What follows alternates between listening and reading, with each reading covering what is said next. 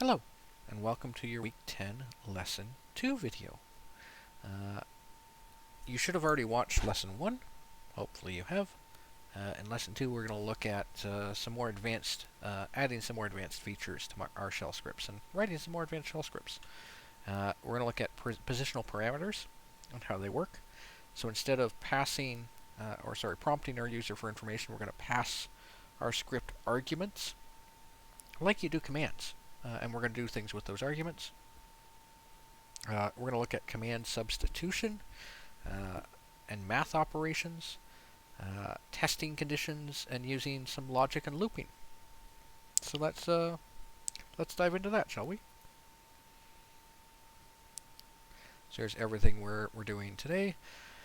And this, of course, all maps to your Week 10 tutorial, Investigation 2, and your review questions, Part A, number 4, and Part B, your walkthrough, number 2. So positional parameters are variables within a shell program that you can actually set as an argument from the command line when you invoke the program. They are all referred to with their position with a preceding $sign. So the first argument is $1, the second argument is $2, the third argument is $3, and so on and so forth. I think you get the idea. There's two methods to assign values to your positional parameters. We can use the set command within a shell script and assign these values as arguments, or you can run your shell script with arguments, just like you do commands, right? Just like you issue ls-l to get a long listing, you can add optional arguments to your scripts, and then add some logic within your script to really make them flexible and make them do different things, make them more versatile. So using the set command, we're going to look at that first. You just use set and then the positional parameters you want. So set apples, oranges, and bananas. And then if we echo out $1, we're going to get apples because that's the first positional parameter. $2, we're going to get oranges. $3, we're going to get bananas. $4, we're going to get nothing because there is no $4, right? It's just $sign and the number corresponding to its position. Running a shell script with arguments, however, is a little bit different. So you execute the shell script with the arguments from the command line, just like a command. And they're automatically stored into those positional parameters, just like we looked at with the set command. Pretty cool, huh? I think it's cool. Now we haven't looked at $0 yet because that's you notice we started with $1, right? $0 is a special built-in positional parameter, and it refers to the name of the shell script that's currently being executed. Or if it's not a script, it's the name of the shell where the command was issued. This can be a useful thing to pull information out of, so we don't use that outside of doing that. And if you're using positional parameters that are greater than 9 parameters from the command line, you need to include curly braces around the number. Otherwise, it's going to treat it as 1. Rarely have I seen shell scripts with more than like 4 or 5 positional parameters at any given time. You may have a whole bunch of options or optional ones, but it's usually you can have this one or this one or this one in this place, and this one or this one and this one in this place, and so on and so forth. If you have shell scripts that have like upwards of 9 or 10 positional parameters, you might want to look at how you've written your script because you might have made it a little bit too complex for usage. We can use the shift command to cycle through these positional parameters. What shift does is it moves everything to the left by 1 position by default, by more positions if you specify a number with shift command, and then makes that the current positional parameter. There's also some special positional parameters outside of $0, which is the name of the shell script. $* gives you all of the positional parameters in one string. $* with double quotes around it will do the same thing. They'll all be separated by a single space, which is particularly useful. $@ gives you multiple double quoted strings, each containing the value of a single argument. $number gives you the total number of positional parameters, not including the script name. And $? gives you the exit status of the previous command, which can be particularly useful, and we're going to look at that in the next bit, in the next lesson. And that brings us to our first task here. We're going to write a simple bash script that checks the number of positional parameters we've called, and it's going to give you the total number and what they are, what the arguments that we've called the script are. So let's do that then. So we're going to go over to matrix. Oh look, I still have my my last sample up. I'm going to create a new script. I'm going to call it params.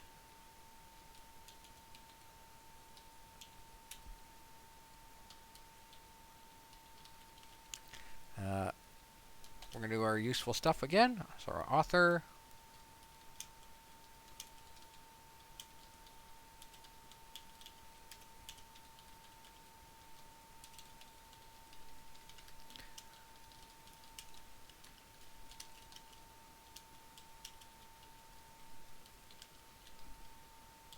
purpose,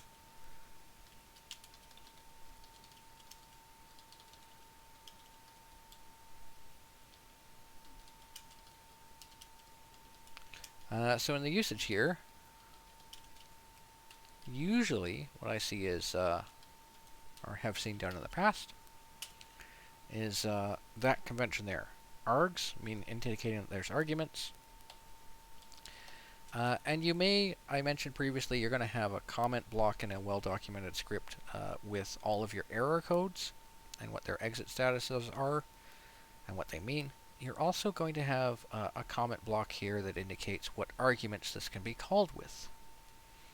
We're just going to do two things. We don't care what the arguments are.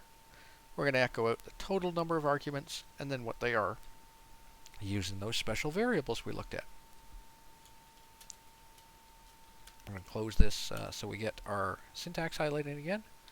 So we're going to echo, whoops, I didn't hit insert mode and you probably got an annoying noise. I got an annoying noise. We're going to type the number of arguments. Whoops. Helps if I spell arguments correctly. R $ number. And then echo the arguments R $*. Save that. Give it execute permissions. Whoops, mod +x. So if I call it with nothing, of course, I get no arguments because I didn't call it with any. But if I call it with 3, look at that, I get 4 arguments. Kind of cool. Let's open it back up. Whoops. Just so you can have a look at the code again. You can pause it here, write stuff down if you want, and I'll continue on in a second. So back to our slides. Command substitution gives you a way to have a command run, and whatever its output is will be substituted back into that other command and expanded to the whole thing. It's actually really, really, really useful. So an example here for the file command, file on $ls, that would run the file command on every single file in our directory.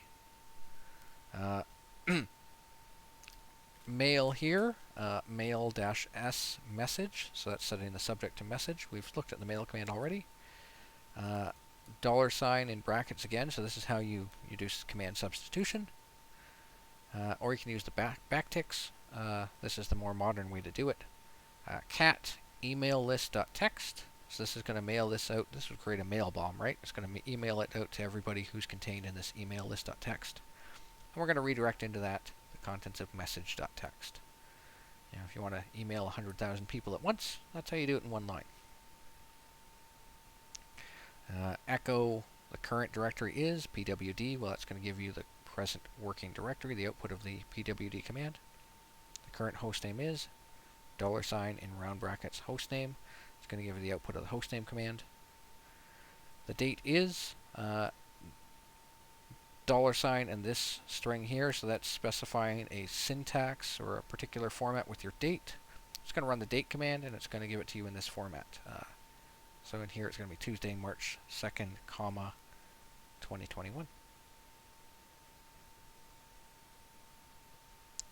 We're going to write two quick scripts here. We're going to, one quick script, not two quick scripts, one script. We're going to set all of the files in the current directory as positional parameters, and then we're going to print out the number of positional parameters and display them all on the screen. Kind of silly, but pretty straightforward. So, back over to our matrix.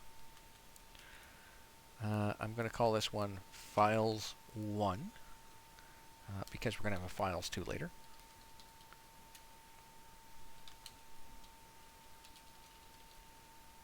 And I'm going to do the normal stuff. I'm going to add my, author, my name,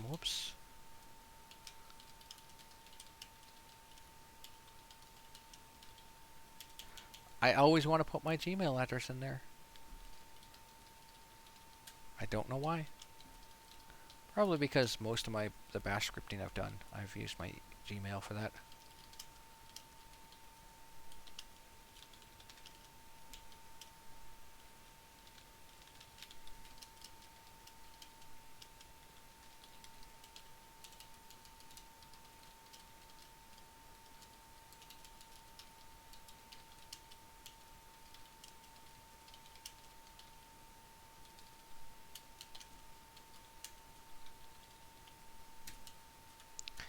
So we're going to set. This is going to give the output of the ls command, and it's going to set those as variables. We're going to print out echo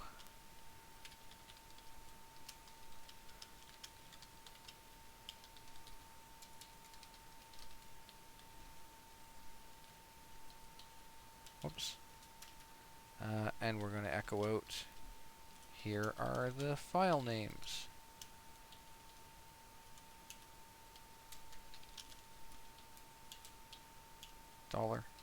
Star.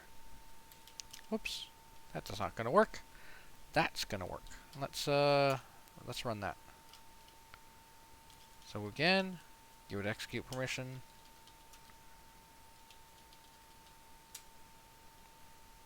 There we go. It worked. So we got 21 files. Here are their names, just all on one line, right? It's not particularly pretty output. I'm gonna pull that syntax up for you again.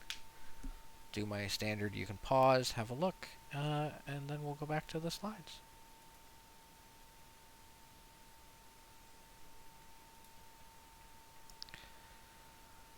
So we had a look at positional parameters and kind of a quick and dirty way how to use them. Math operations can be a useful thing in shell scripting, and you can find a weird thing happen in Bash opposed to other languages. In that all characters, including numbers, are stored as text normally.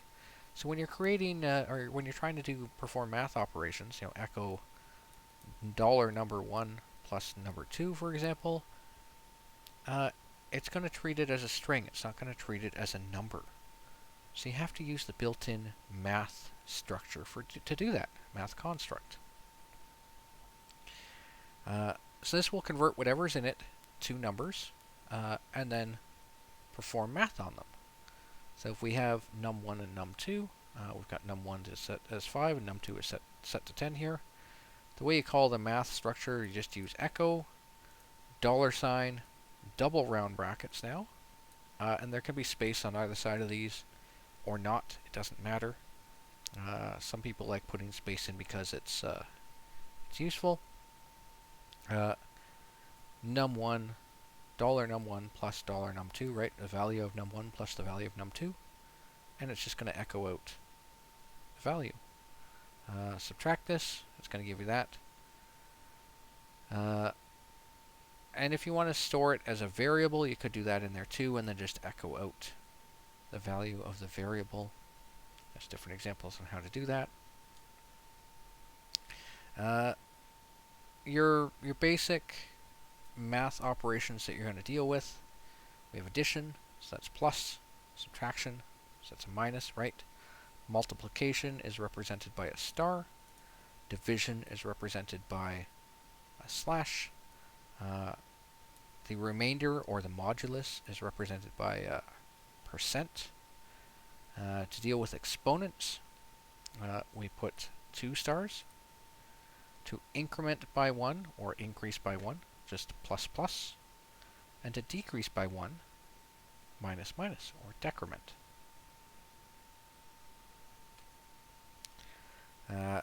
So a couple simple tasks here.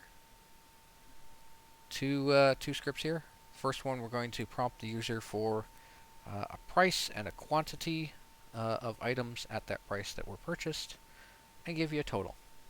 Just pretty straight up and simple. And the second script we're going to write is going to prompt the user for 2 numbers, and then it's going to give you the addition, subtraction, multiplication, and division of those numbers. So let's go back over to Matrix and have a look at that. So we're over to Matrix, and I forgot to leave my previous thing. So I'm going to create my first script. I'm curious. If I do that, hey look, if I use the bash extension, it does that. That's interesting.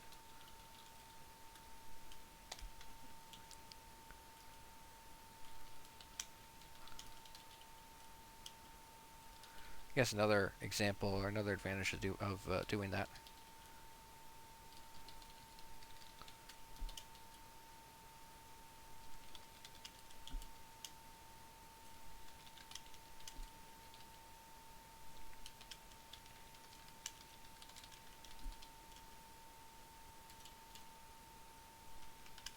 So we're going to display the total amount of a sale based on user input.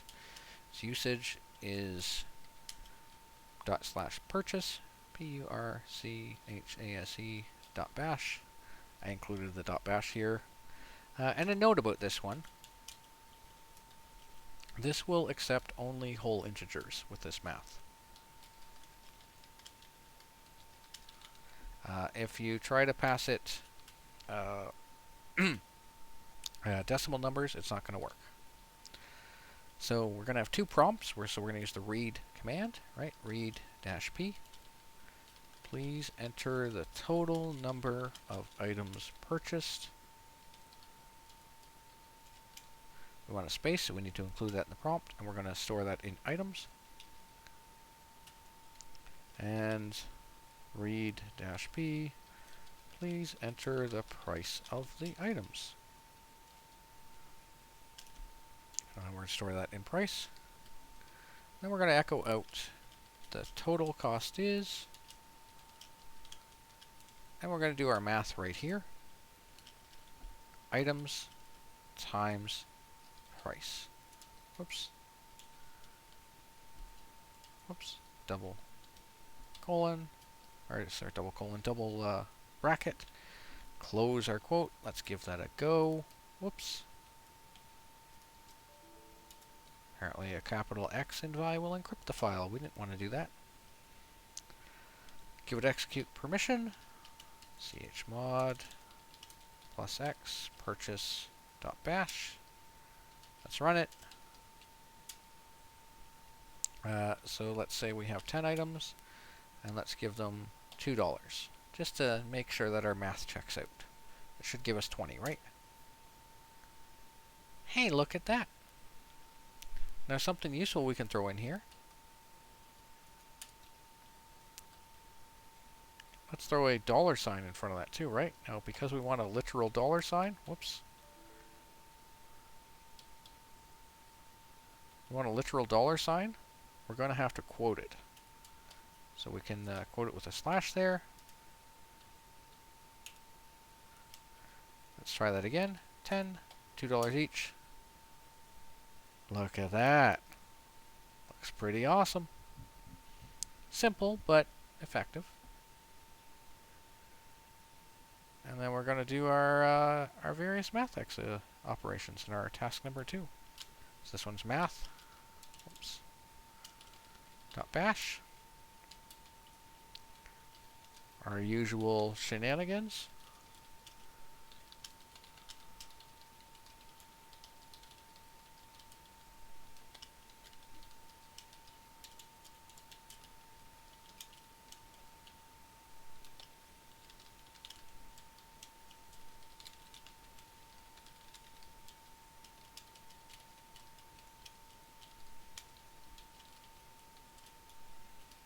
And it may seem silly that I'm doing this for every single one. It's a good practice. So we're going to prompt the user for 2 numbers, right? Read-p. Please enter a number. And we probably should tell them that we only want whole numbers, because it's only going to work with whole numbers. Again, please enter another number. We're going to call that num2. And then we're going to print out num1 plus num2 equals, we'll use our math construct again, num1, oops, I did a double $sign, not a double round bracket, num1, I hit page down or something, there we go, plus num2. We're going to print out num1 minus num2 equals, I'm trying not to make any typos here. We'll see if I succeed.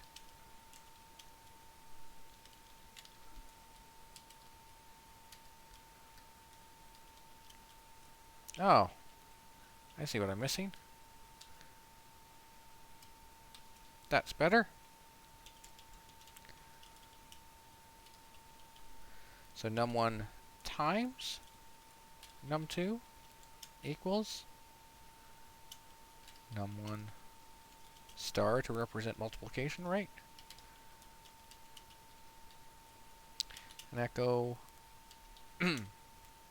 num1 divided by num2 equals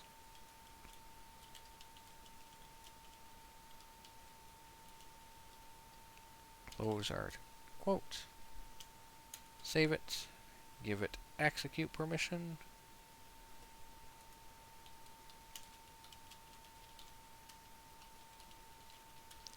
we're going to give it 2 and 4, and that should give us everything. Yep, 2 plus 4 is 6, that's correct.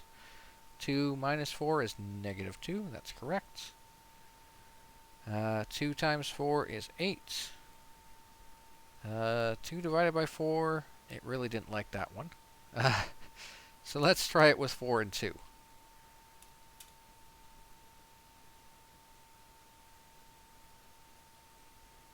What on earth is going on with our division?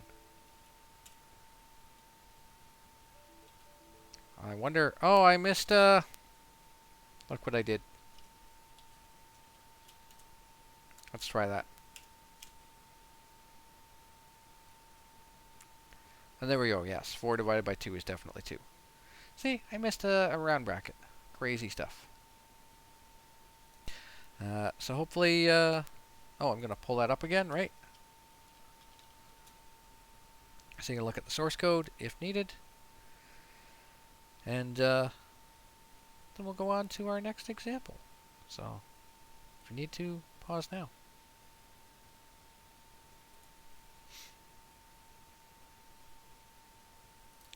So far in our scripting, we've created bash scripts that execute commands as they are in the script.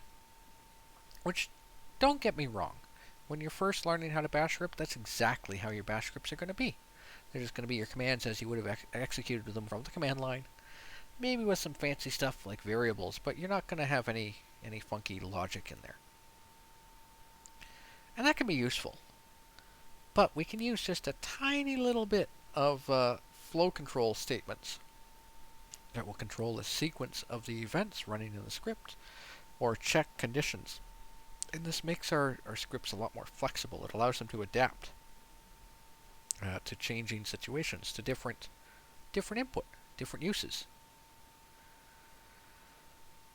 So we can use things like dollar question mark. We looked at this previously.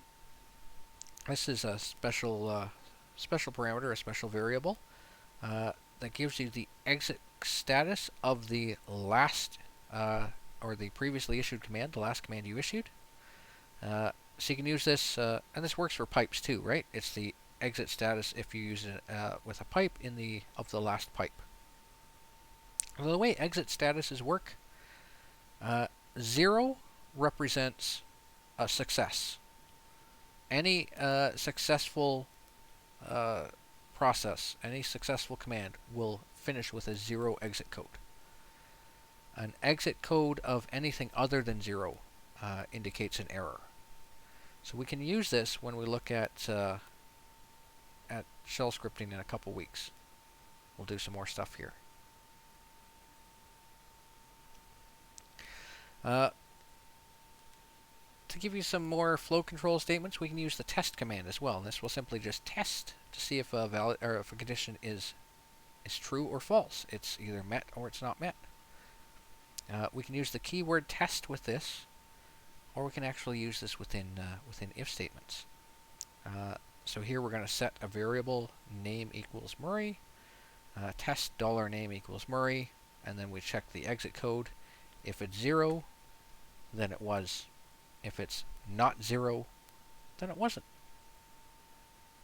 Pretty straightforward.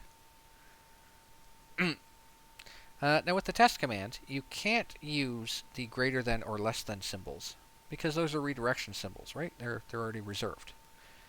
So we're going to use these instead. We're going to use -eq to mean equal, or ne to mean not equal. Less than is lt. Less than or equal to is le. Greater than is gt. And greater than or equal to is ge. So we can use these to compare numerical comparisons between two numbers. Pretty useful. We can also test some other stuff, not just whether things are greater than or equal than or all that stuff, right? We can test to see if a file exists using -f, if a directory exists with -d, if a file exists and it's not empty with -s, and if a file exists and you can write to it with -w. So these could be particularly useful in certain instances. And we can use logic to flow through a script to check. We're going to use our test syntax here, right? Well, it's going to be a little bit different because we're actually going to form if and else statements, and else if as well. That's what I was trying to say. So we can test conditions or commands and then execute the code within here to determine what should be done. based on the conditions. If statements, you've used them in Python. They work exactly the same. You can use the test keyword here, or I'm going to show you another way where you don't have to do that. So if test condition, then the commands.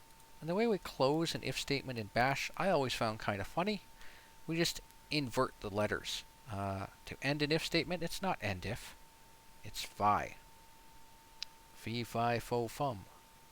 I smell the blood of an Englishman. Little nursery rhyme, Jack and the Beanstalk, for you if you're familiar with it. So the more common way we see the test command represented is with a single set of square brackets or a double set of square brackets. The more modern usage is a double set of square brackets, and that will suppress certain errors. And you're going to see me do that in my examples. So we've got here num1 and num2 set here.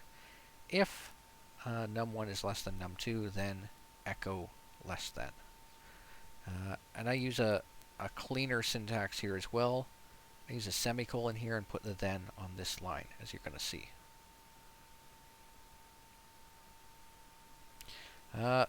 Now this is great and all, right? We check to see something is if it meets this condition, then print something out. Well, that's kind of limiting too. We want to do multiples. If test the condition, then do this.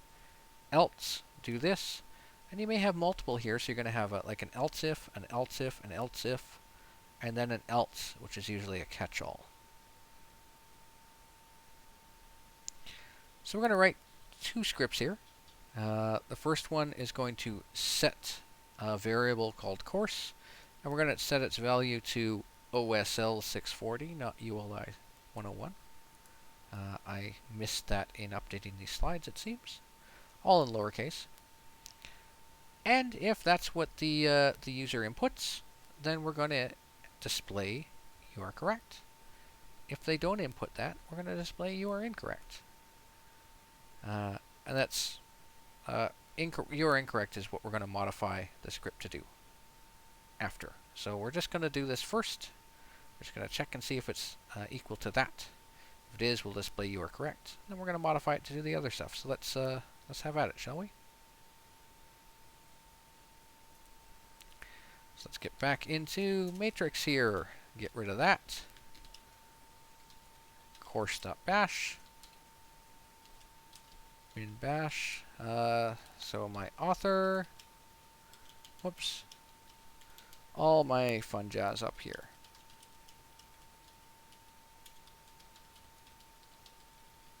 One of these days I might not try to put my Gmail on the screen. I'm starting to lose my voice because I've been talking for a while.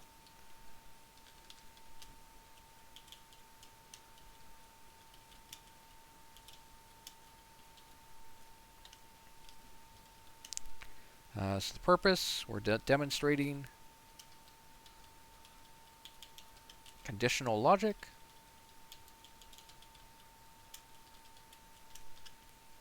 And our usage is /course.bash.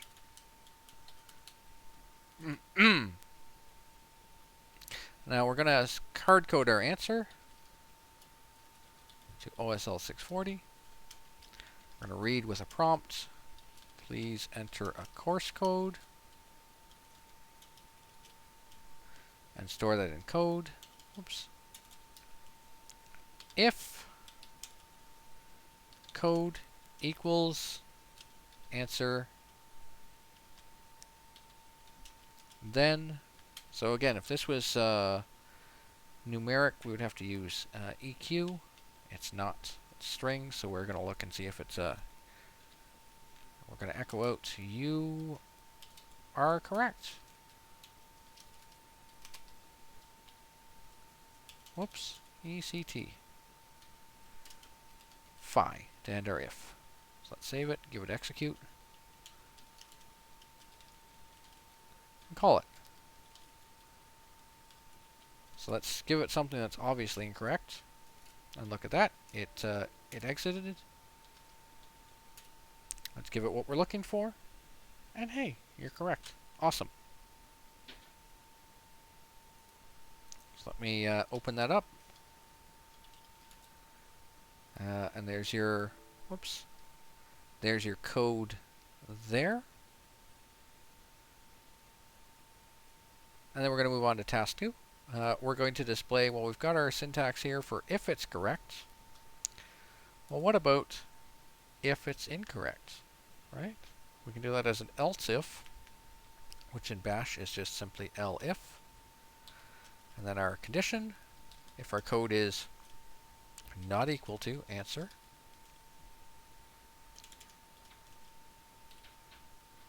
then echo you're incorrect. And we leave our phi where it is, and we're good.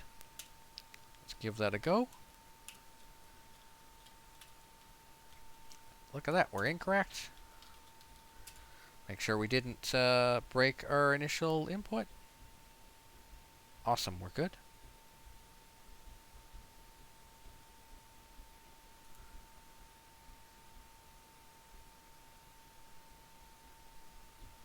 Now you may want to loop or iterate within a script as well. So looping is simply executing a series of statements repeatedly, 0 or more times, satisfying a given condition. This can be particularly useful when combined with some more advanced concepts we're going to look at in a couple of weeks called arrays. So usually we deal with a for loop with a list, right? And that's all an array is a list with a name. So for item in list, do, execute the command for every item in that list. And to end our for loop, we use done. So do and done are our reserved words here. So an example here, for x in apples, oranges, bananas, do, echo the item is $x, because that's what we called it here, done, and it's going to cycle through this, and it's going to print out the item is apples, the item is oranges, the item is bananas, and then exit. That hopefully makes sense. We're going to do some funky stuff here now. We're going to write a bash script that sets all of the files in the current directory as positional parameters, kind of like we did earlier, and then uses command substitution to store them and sort through them and display them on the screen using a loop. So we're going to, when we did this earlier, we got them on all on one line, right? We're going to actually get them on individual lines here. And that should be pretty much the end of our lecture. So let me pull up our example here, and I'm going to call this files2, not vials. So our shebang line, of course my information,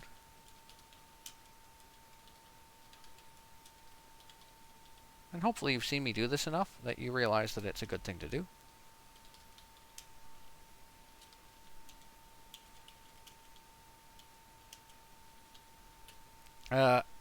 I also might, if I was keeping this up to date on a system, I might add another line here that says updated or modified and give a last modified date. It's just a useful thing, and then every time you modify it, you modify that date.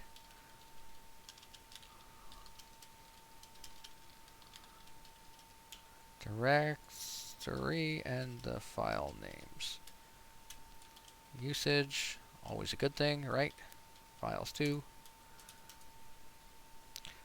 So we're going to set an array here. This is what this line here is doing. And that's going to be the output of the ls command. That's all that's doing. So we're going to echo out the number of files in the current directory are. This is a kind of a funky string here. Files at curly brace, double quote. And then we're going to loop through that. So for, now you could use literally anything here. But anytime I'm using an array, I like to call the item what it is. So for file, in, I find it just makes it easier to follow. I could just use for I here, right? But let's make it readable. Let's make it make sense when we're looking at it. So for file in files, at curly brace, whoops, single curly brace, not double, do, a little bit different than the syntax you saw again. This is just like we do from the command line where we're executing multiple commands here, right? It's just a cleaner way of writing it, I find. We're going to echo the value of file, and done to finish our loop. So I'm going to give that execute permission and run it.